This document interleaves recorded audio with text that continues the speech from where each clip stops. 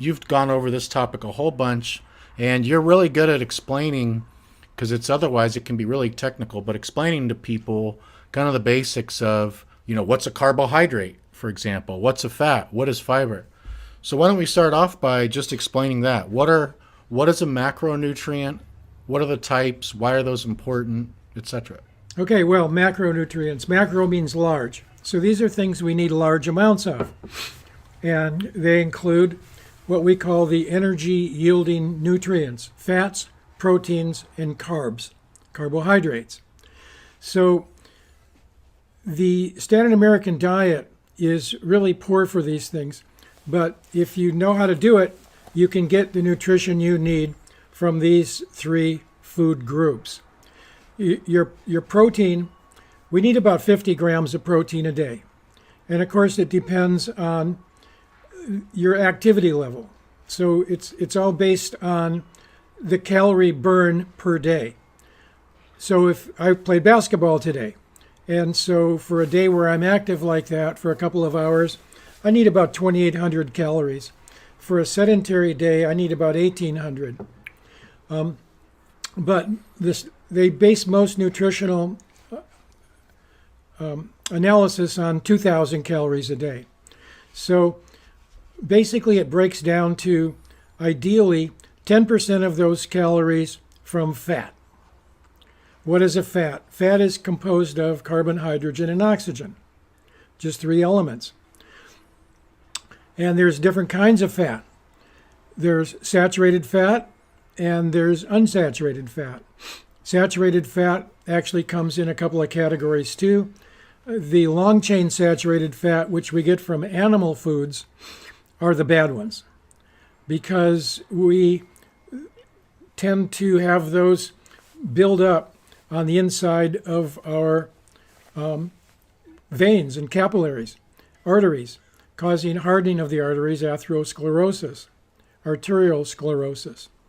And the unsaturated fats are the liquid fats. You can tell a saturated fat because it's solid at room temperature. A unsaturated fat is unsaturated fat is liquid at room temperature. Saturated fat is a solid, like a stick of butter is an example of a saturated fat. Olive oil is an example of an unsaturated fat. And My two favorite fats. There you go. And of course, we could spend all day getting into the fats, but I'll try and keep it simple.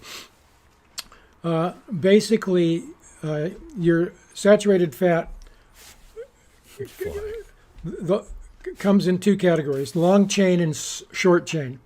Your long chain saturated fats, which come from animal foods, are the ones that will kill you, cause high blood pressure, heart disease, strokes, coronary artery disease. And your short chain saturated fats, which come from like avocados. Avocados have saturated fat in them, but it is what we call a short chain saturated fat. And basically the body just burns those for calories, and they don't present a problem. So you need to get about 10% of your calories from fat. So if that was a 2,000 calorie diet, that's going to be about 10% of 2,000 is 200 calories.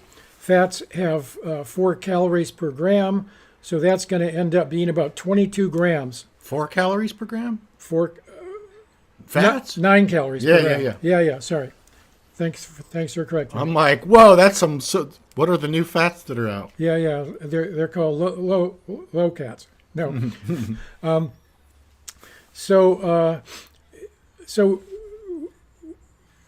what we don't want is those long chain saturated fats.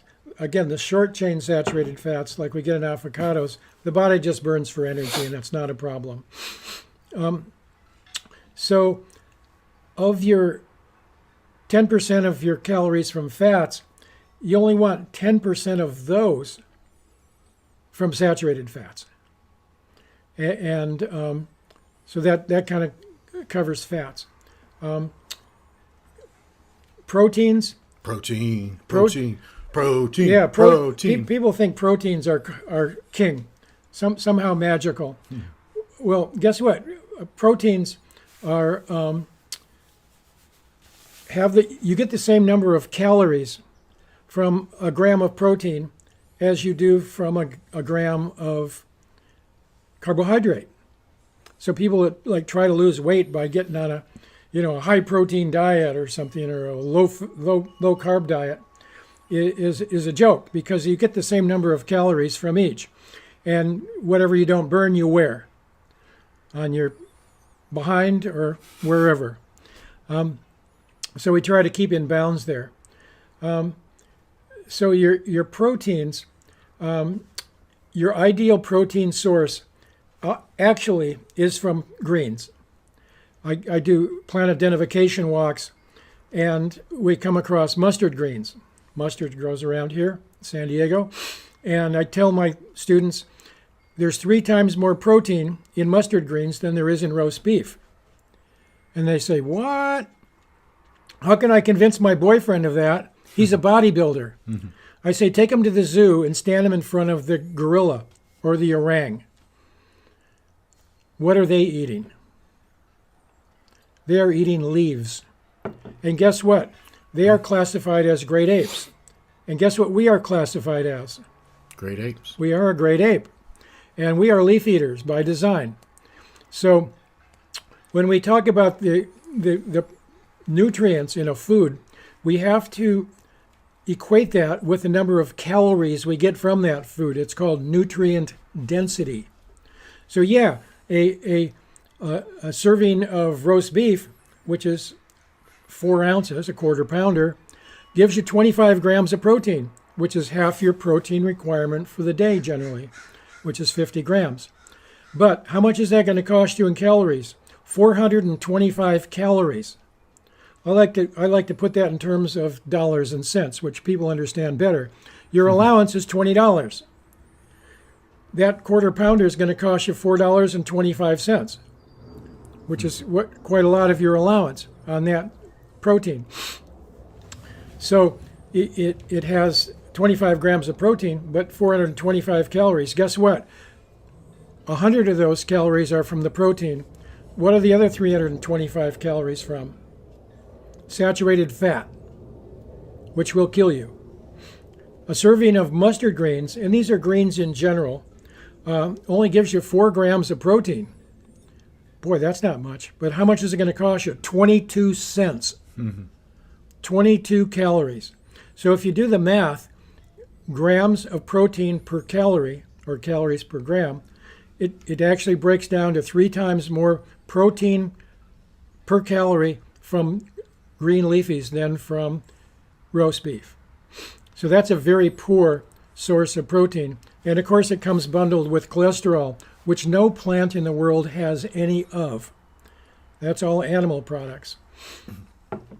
So your better source of your proteins are beans, lentils, nuts, seeds, and whole grains, besides the green leafies.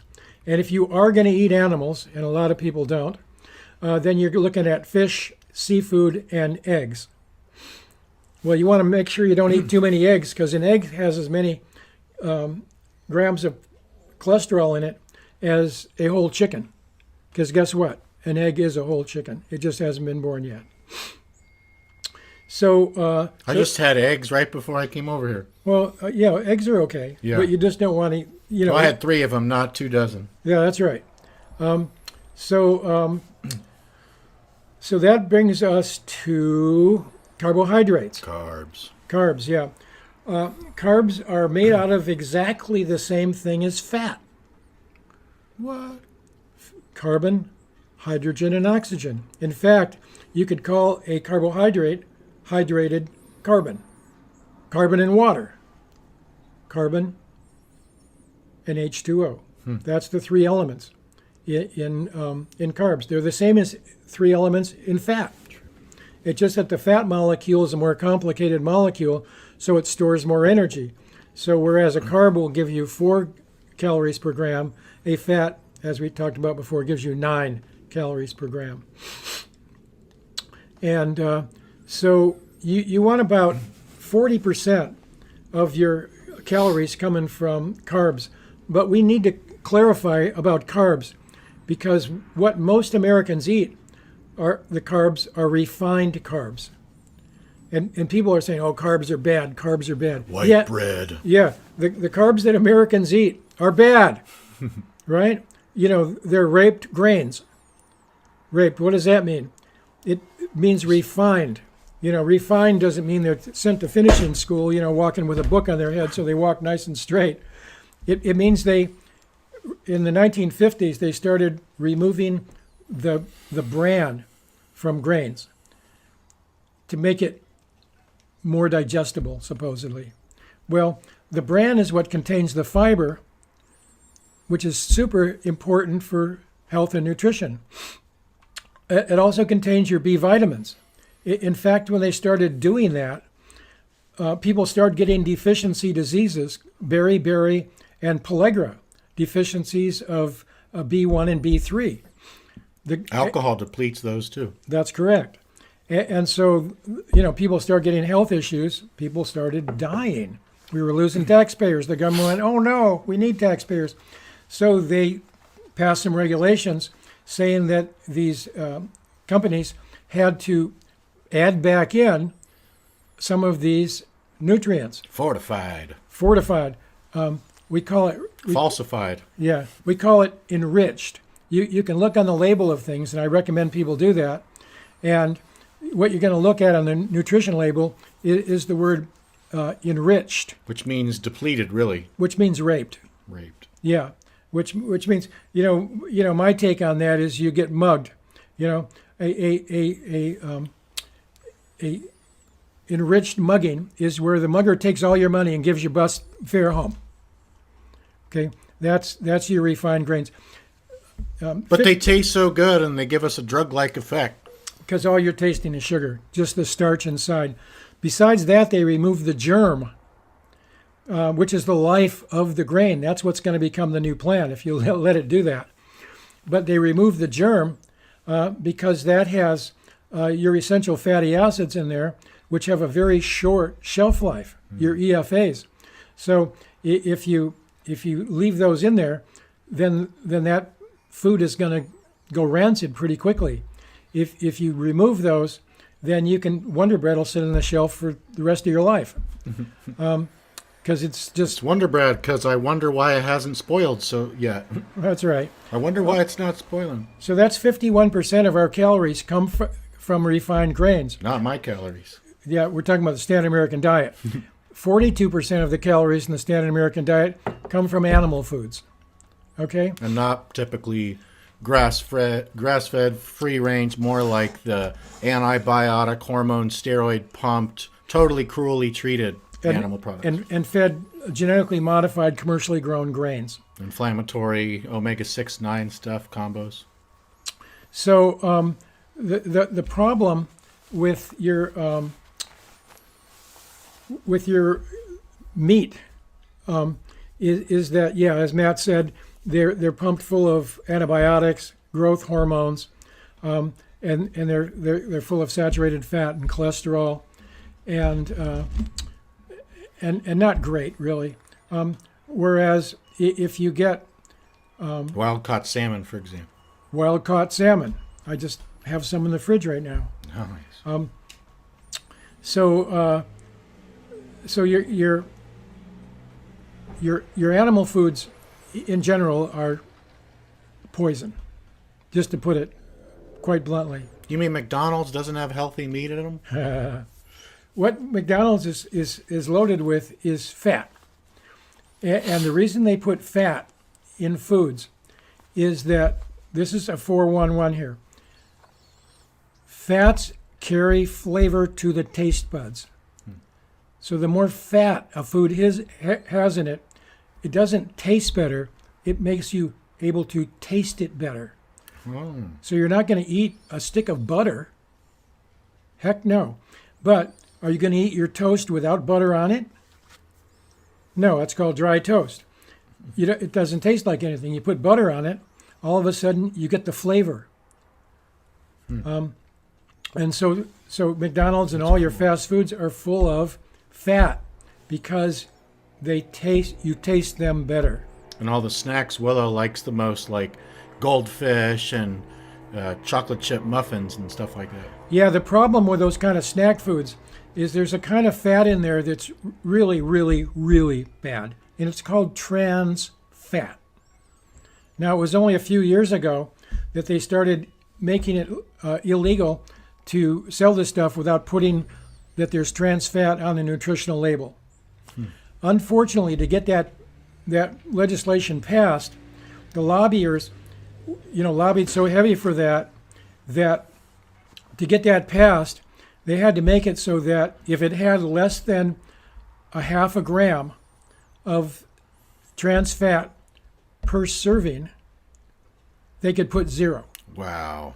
And maybe it's got 10 servings in the package. So you got 5 grams of trans fat. What's wrong with trans fat? It's a phony fat. It's an essential fatty acid which your body's going to take and try and plug it into a cell wall. Your cell walls are essential fatty acids. And cell walls aren't like the wall of your house. They're a living membrane. Permeable? Semi-permeable. And they make choices about what to let in and what not to let in. They can let in some things and not others. And that's if you have healthy EFAs in the cell wall, essential fatty acids. But if it plugs in an essential fatty acid that looks like it's okay, but it's not, it's a trans fat, it's like Frankenstein. Frankenfats. What was wrong with Frankenstein? He made poor choices. This little girl was throwing flowers in the mill pond there, and he ended up throwing the little girl in, drown her. Well, the villagers didn't care for that much, and they burned him up in the mill. So if you put these trans fats into your cell walls, that's like Frankenfats. They make poor decisions, and one of two things happen, neither of which is good.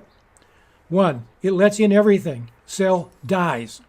It doesn't let in anything. Cell dies. Well, we can make new cells, but how much of that are you going to keep up with all these amount of trans fats in the diet? They're killing people.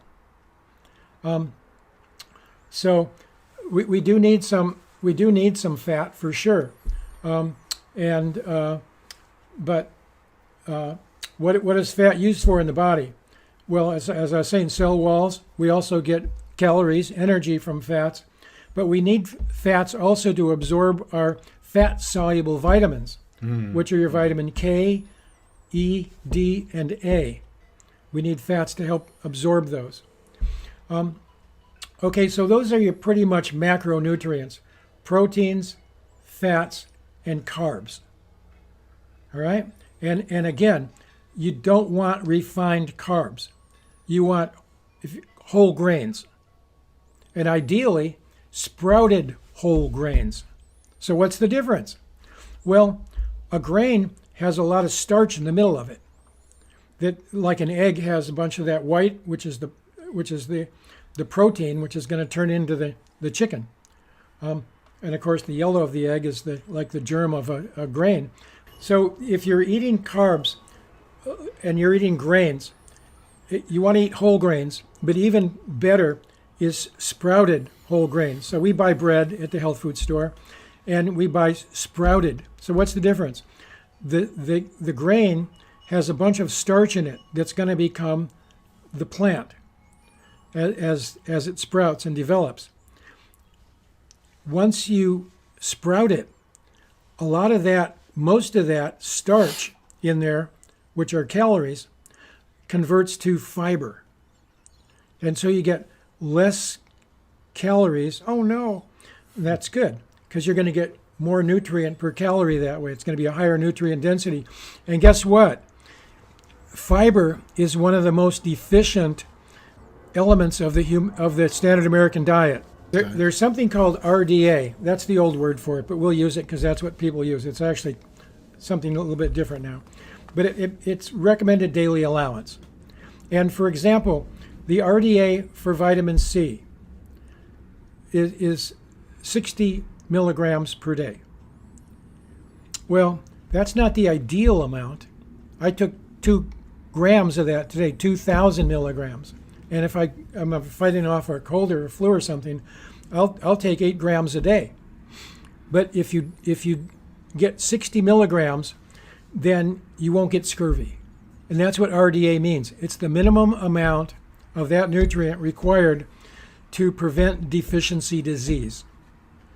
So there's also something called DV, daily value. And that means that if you eat the standard American diet, which is SAD, by the way, then that's how much you'll get. Well, the DV for vitamin C is 60 milligrams.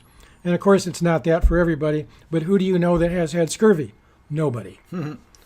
So as bad as the standard American diet is, it does provide us with enough vitamin C to prevent scurvy. Well, the RDA for fiber is 35 grams a day. Now, considering that 93% of our calories come in packages with 0 fiber, that's animal products and refined grains, then the daily value is actually listed as 15. Wow. So if the RDA is 35 and the DV is 15, that's low. And I think that's inflated. If 93% of our calories come from foods with no fiber. So then we ask ourselves the question, what is the deficiency disease that we suffer from if we lack that 35 grams of fiber a day? Heart disease, cancer, and obesity, diabetes. And those are the main things that are killing people in America. And it's largely because they're not getting enough fiber. And a lot of people don't know that. So that's super important. So those are your macronutrients. 35 grams, that's a macro. That's a lot. So the other end of things is micronutrients. What does that mean? That means smaller amounts of things. So your micronutrients are your vitamins and minerals. So what do vitamins do? Vitamins are actually assisting enzymes in the body do their job. They're cofactors for enzymatic activity.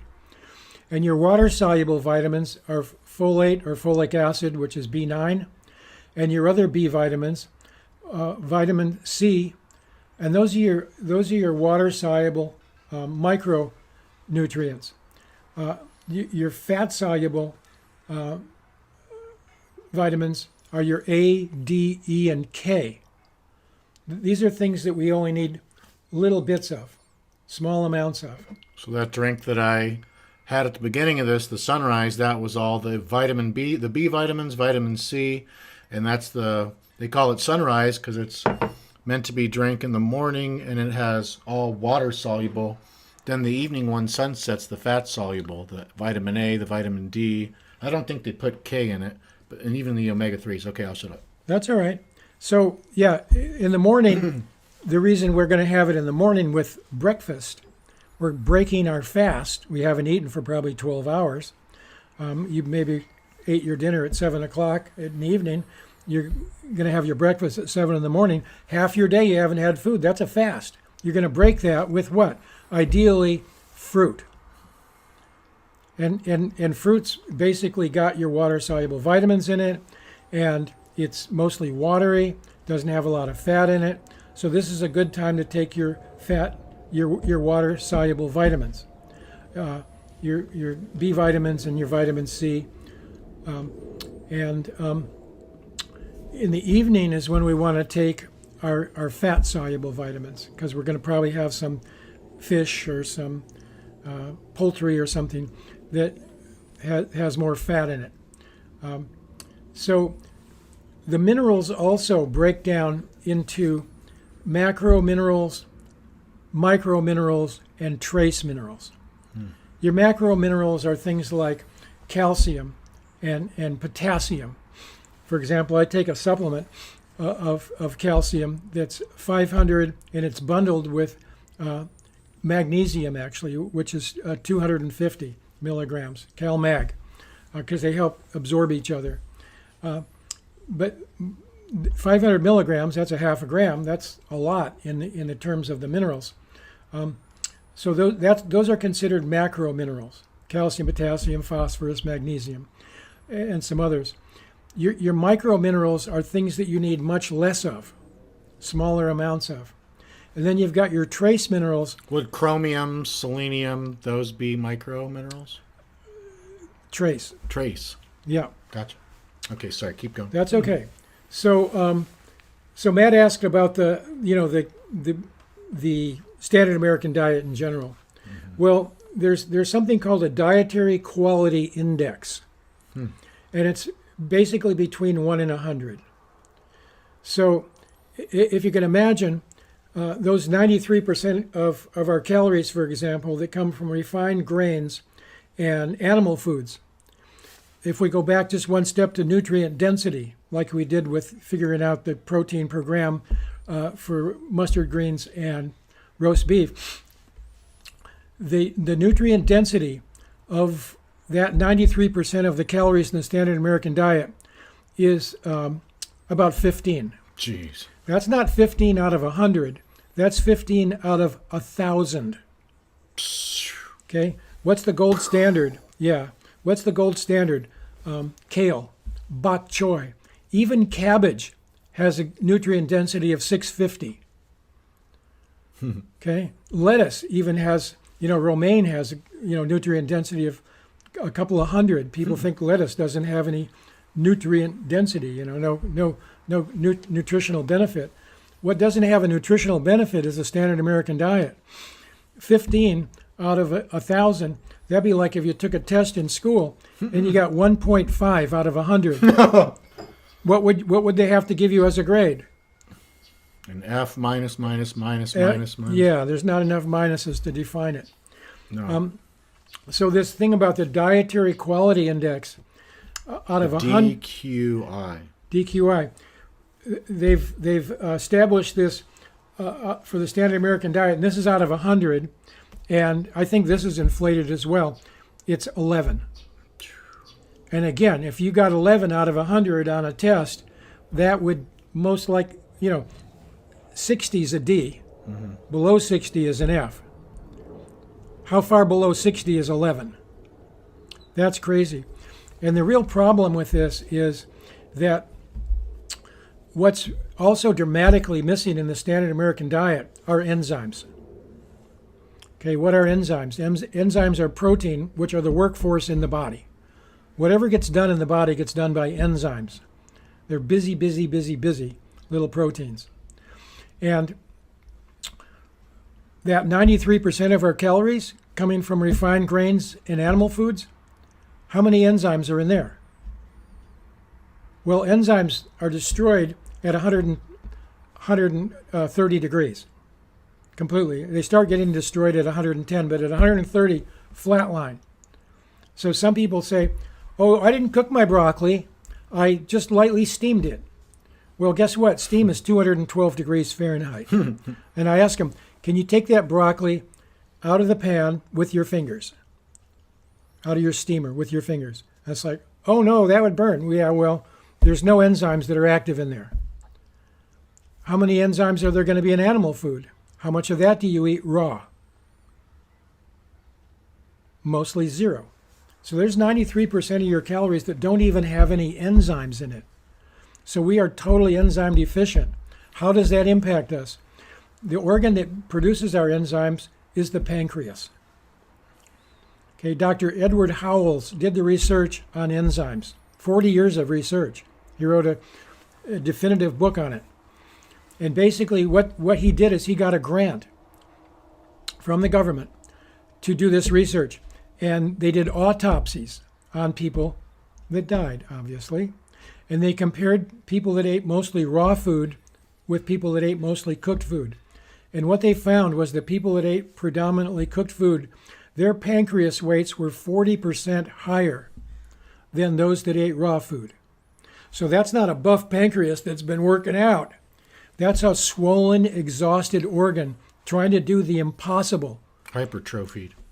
See, we're designed to get the enzymes, they're called exogenous enzymes, all the live food that we eat has enzymes in it. Every living cell has enzymes in it.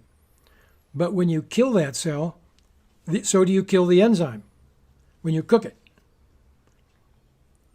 And so, although we rely on enzymes from the food that we eat, we're not getting enzymes from the food that we eat. And so the pancreas has to work like crazy to make up for that imbalance, that deficit. And the point is, it can't. So what happens when you don't get enough enzymes? And the pancreas can't keep up with it, although it's killing itself trying to do that. We borrow enzymes. Alcohol depletes us of enzymes too. It just leaks all our micronutrients out of our body. So enzymes act in immunity, they act in digestion, and they act in metabolism. So when we are depleted in these areas, what happens? We become immune deficient. We don't have enough enzymes in our white blood cells to gobble up and digest the pathogens and other debris in the bloodstream that they're designed to. They're called phagocytes or macrophages, eating cells. But they're not only eating, they have to digest what they eat. And if they don't have the enzymes, they can't. So we're deficient there.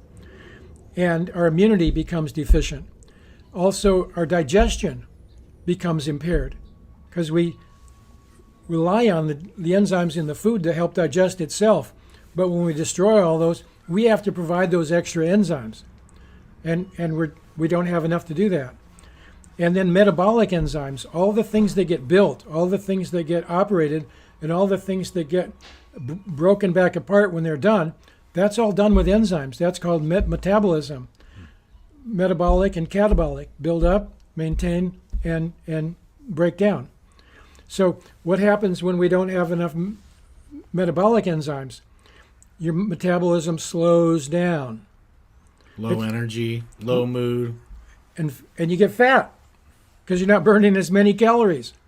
Okay, it's like if you had a factory and you got a production line, conveyor belt, and people are building stuff on that. And what happens is you have to slow down the conveyor belt, so you're not going to get as much done.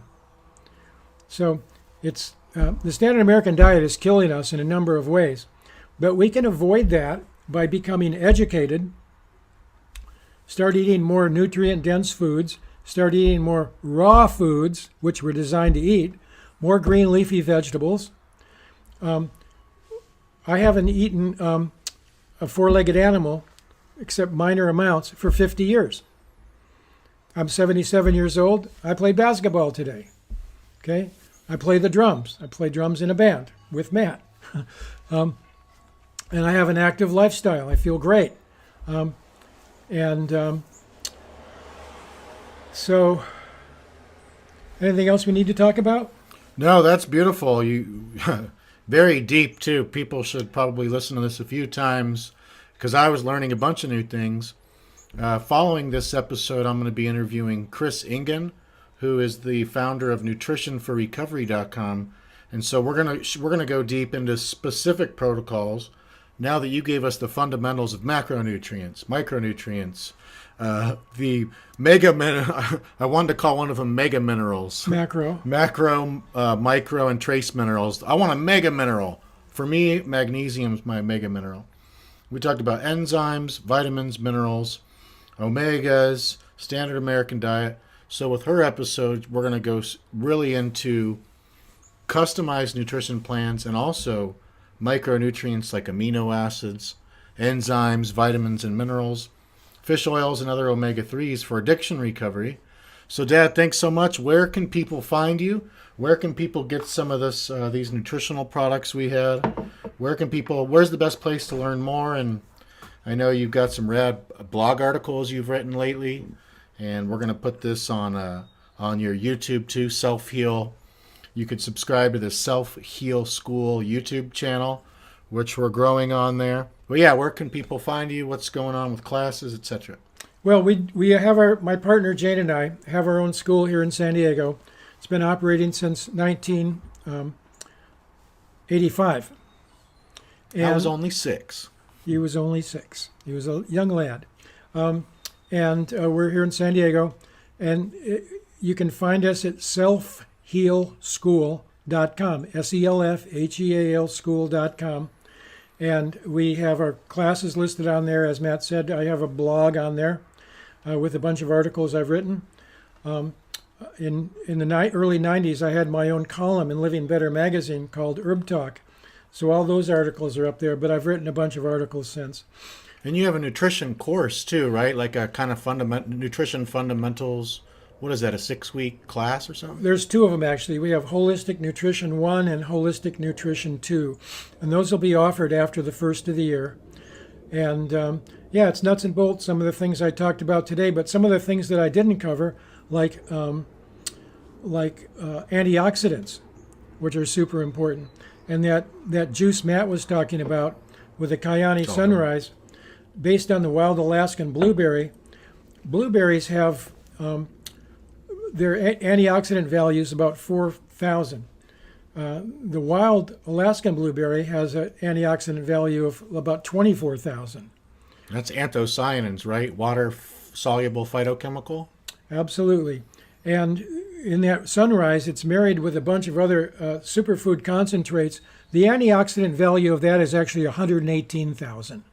So that's just off the charts. That's probably more antioxidants in a single serving than most people get in a week or 2 on the standard American diet. Maybe a month. Yeah. Or a year. Yeah, and I have one of those little packets every day. It's just a 1 ounce pack of blueberry syrup, basically. But you can find out more about the company is called Kyani, Kyani.